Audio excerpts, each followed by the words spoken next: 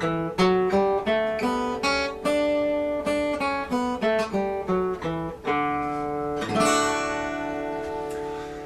we are going to take a look at the key of D today and talk about reading notes in D and playing a few little exercises.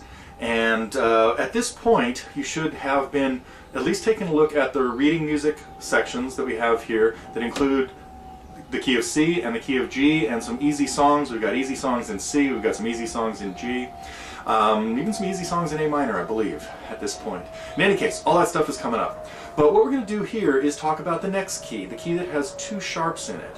And so you should be familiar with your C scale,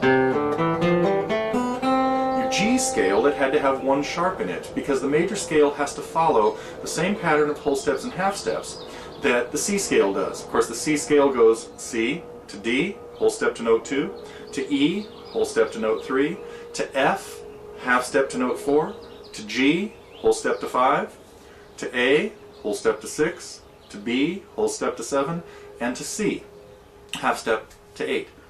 Whole steps between all of the notes except 3 and 4, where E and F were, and B and C, 7 and 8.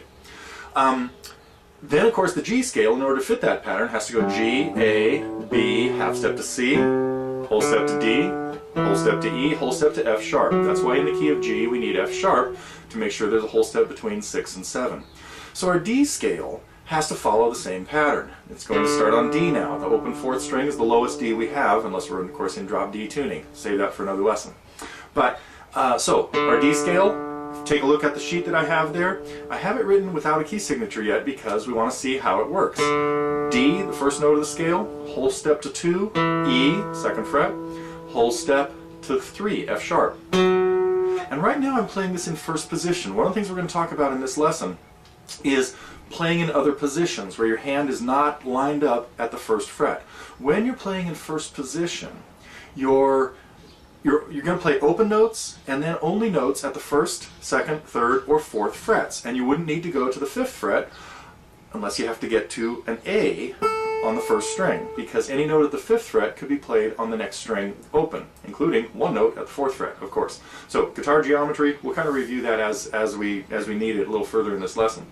So back to our D scale, first position. My first finger is lined up at the 1st fret, so I'm going to play the E with my 2nd finger, play the F sharp with my 4th finger, and down here I play those with my thumb, and now as I get to the higher strings I'm going to use fingers. To the open G string would be our half step between 3 and 4, to A, 2nd fret, to B, open 3rd string, open 2nd string, C sharp at the 2nd fret, because we needed a whole step, that was still notes 6 to 7, and then a half step to D. So there's our D scale, and that's what I have written out there in the first 2 measures. The next 2 measures take a look at playing that scale an octave higher. Now for this, we're going to move into 2nd position to start with, because what we want to try to do is play the scale with as few of position changes as possible.